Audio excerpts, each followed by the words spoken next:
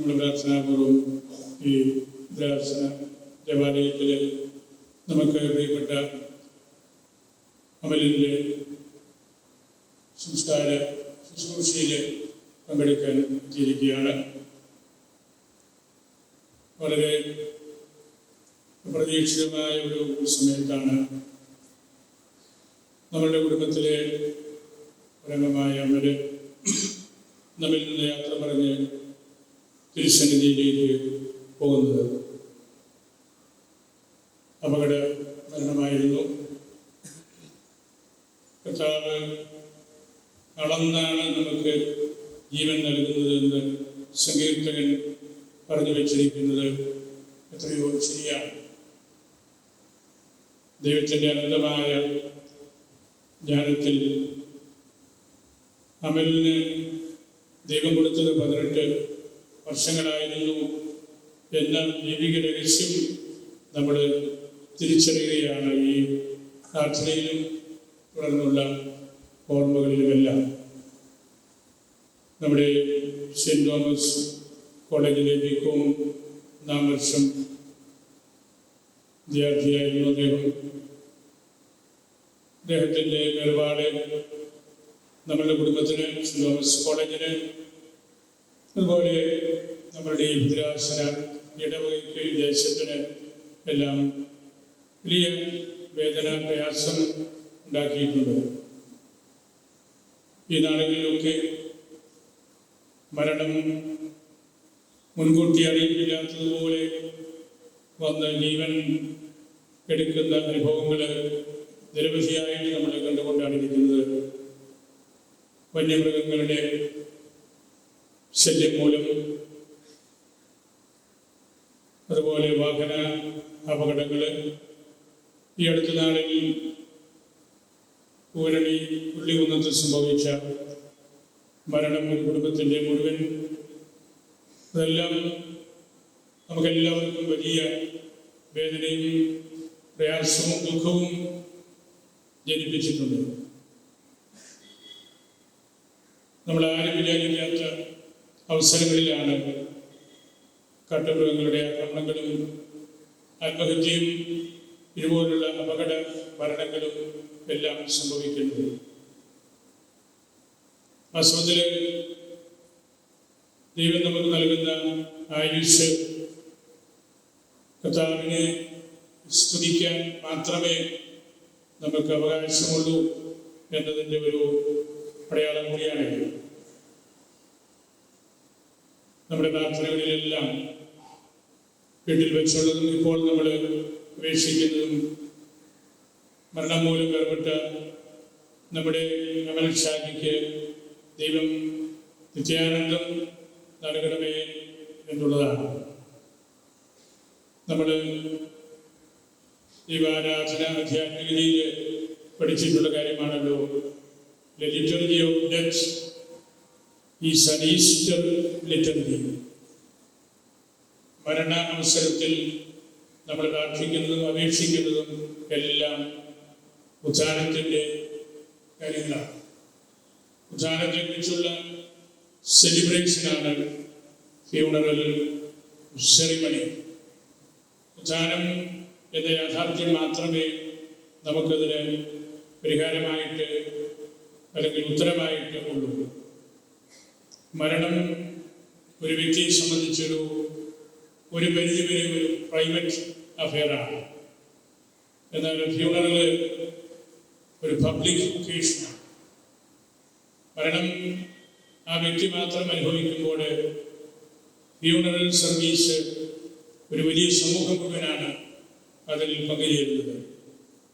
കോളേജും ഈ ഇടവകയും അവരുടെ മാതാപിതാക്കളും സുഹൃത്തുക്കളുമെല്ലാം ഇവിടെ നമ്മുടെ കൂട്ടത്തിലുണ്ട്.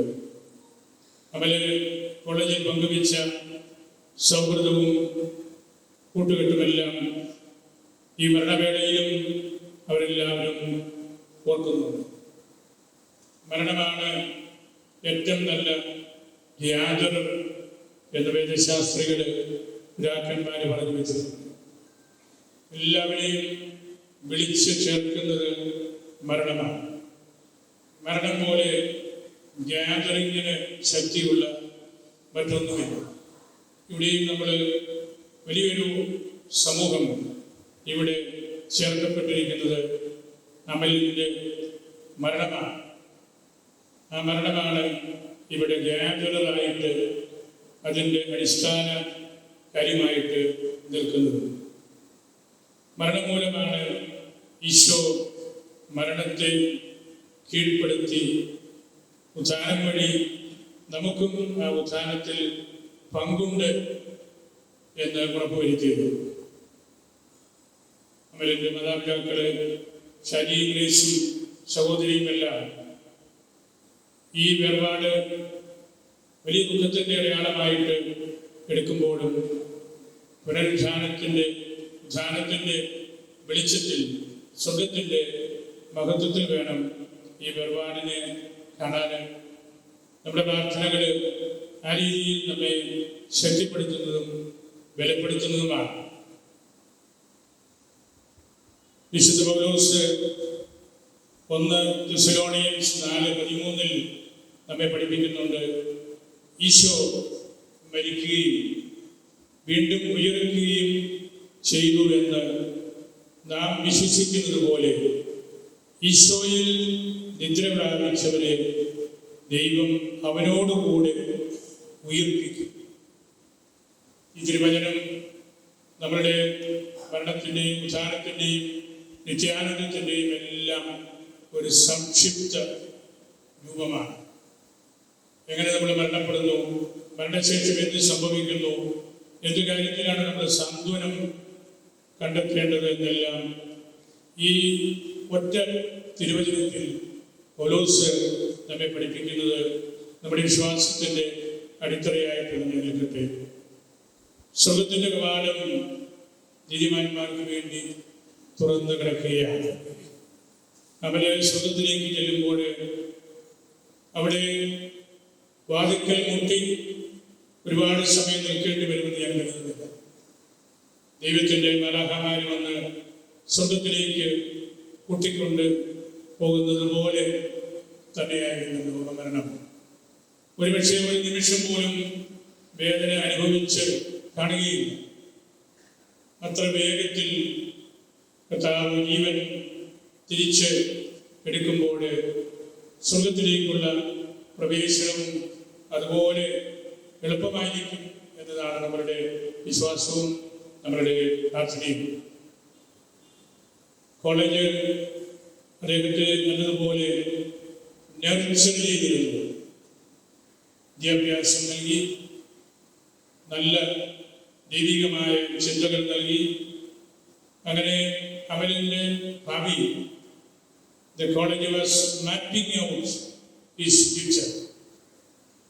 ഭാവി അവൻ്റെ എന്തായിരിക്കണമെന്ന് കോളേജ് തന്നെ പഠിച്ച് മനസ്സിലാക്കിക്കൊണ്ടിരുന്ന സമയത്താണ് നമ്മിൽ നിന്ന് ശാരീരികമായിട്ട് അവന് വേർപിരിയുന്നത്. ബിഷപ്പുരൻ കൂടിയായ ലൂക്കാസ് വിശേഷകൻ നമ്മോട് പറയുന്നുണ്ടല്ലോ, ഈശോ ഇതെല്ലാം സഹിച്ച് മഹത്വത്തിലേക്ക് പ്രവേശിക്കേണ്ടി ഇരുന്നവരാണെന്ന് നിങ്ങൾക്കറിഞ്ഞുകൂടി. ഈ സഹനം നമ്മൾ ഓരോരുത്തരും മുൻകൂട്ടി കാണേണ്ടതാണ്. സഹിക്കുമ്പോഴാണ് നമ്മൾ സ്വർഗത്തിന് അവകാശമുള്ളവരെ പോലെ ആയിത്തീരുന്നത്. ഈ സഹനം നമ്മളുടെ എല്ലാവരുടെയും സഹനമാണ്. വീട്ടുകാരുടെയോ മാതാപിതാക്കളുടെയോ കോളേജിൻ്റെയോ മാത്രമല്ല, ഭൗതിക ശരീരമാകുന്ന സഭ അനുഭവിക്കുന്ന ഒരു വേദനയാണ്. സഭയ്ക്കുള്ളിലുള്ള ഒരു ഞെരുക്കമാണ്. ഒരുപാട് ഗ്രന്ഥകാരൻ പഠിപ്പിക്കുന്നുണ്ടല്ലോ, കൊടുങ്കാറ്റിൽ മുറ്റത്ത് നിൽക്കുന്ന പച്ച അത്തിമരത്തിൽ നിന്ന് അപ്രതീക്ഷിതമായിട്ട് കായ്കൾ നിലം പതിക്കുന്നത് പോലെ ദൈവം ആകാശം ചെറുത്ത് മാറ്റും. നമ്മളൊരു പായ, ഒരു പുതപ്പ് ചെറുത്ത് മാറ്റുന്ന വേഗത്തിൽ ഒരു നിമിഷം കൊണ്ട് ദൈവം ഇതെല്ലാം ട്രാൻസ്ഫോംഡ് ആക്കും എന്ന് പഠിപ്പിക്കുന്ന കാര്യവും നമുക്ക് മനസ്സിൽ സൂക്ഷിക്കാം. ഓടി നടന്ന് വേഗത്തിൽ നടന്ന് എല്ലാം ചെയ്ത അമല് ഒറ്റ നിമിഷം കൊണ്ട് എല്ലാം അവസാനിപ്പിച്ച് കർത്താവിൻ്റെ പക്കലേക്ക് പോവുകയാണ്. ആ യാത്ര വേദനാജനകമായ കാര്യമാണെങ്കിലും കർത്താവിനോടുകൂടെ നമുക്കായിരിക്കുവാനും കർത്താവിന് നിദ്ര പ്രാപിക്കുന്നവർ ഈശോയിലുള്ള വിശ്വാസത്തിൽ മരണപ്പെടുമ്പോൾ നമുക്ക് ദുഃഖിക്കാൻ ഒന്നുമില്ല. സ്വർഗത്തെക്കുറിച്ചുള്ള സന്തോഷത്തിൽ ജീവിക്കേണ്ടവരാണ് നമ്മളെന്നുള്ള കാര്യവും ഈ വേർപാട് നമ്മെ പഠിപ്പിക്കുന്നുണ്ട്. കർത്താവ് നമ്മളെ പഠിപ്പിച്ചിരുന്നല്ലോ, കണ്ണുകൾ ഉയർത്തി നോക്കണം. കണ്ണുകൾ ഉയർത്തി നോക്കുമ്പോൾ പാഠങ്ങൾ വിളഞ്ഞു കിടക്കുന്നതായിട്ട് കാണാൻ സാധിക്കും. നമ്മളത് കൊയ്തെടുത്താൽ മതി.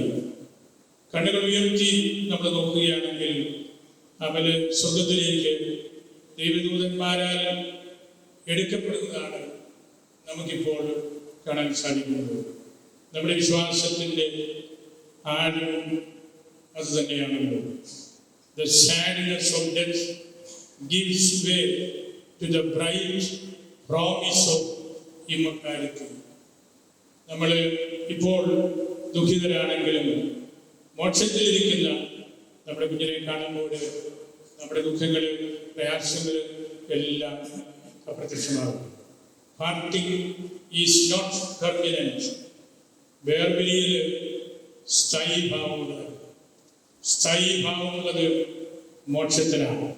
മോക്ഷത്തിലേക്കുള്ള യാത്രയുമാണ് നമ്മളിപ്പോൾ കൊടുക്കുന്നത്. നമ്മൾ പ്രാർത്ഥിച്ച് ഒരുക്കി വീട്ടിൽ വെച്ച്, കോളേജിൽ വെച്ച്, ഇപ്പോൾ ഈ ഭദ്രാസന ദേവാലയത്തിൽ വെച്ച് നമ്മൾ ഈ പ്രാർത്ഥനകളെല്ലാം അർപ്പിക്കുമ്പോൾ മലഹമാരോട് ചേർന്ന് നമ്മളും അവരിന് വേണ്ടി പ്രാർത്ഥിക്കുകയാണ്.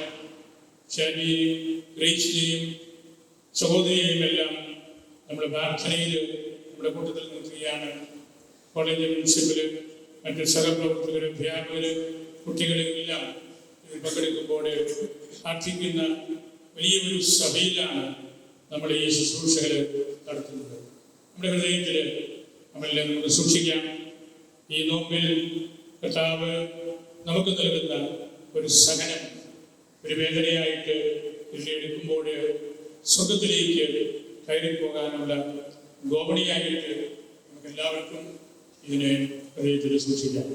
പരിശുദ്ധ അൽഫോൻസാമ്മയോട് നമുക്ക് മാധ്യസ്ഥം പ്രാർത്ഥിക്കാം. ഉചിതനായ ഈശോ സ്വർഗത്തിൽ, മോക്ഷത്തിൽ, ജീവന്റെ പുസ്തകത്തിൽ അമൽ എന്നെഴുതി നിത്യാനന്ദം നൽകട്ടെ എന്ന് പ്രാർത്ഥിച്ച് എൻ്റെ വാക്കുകൾ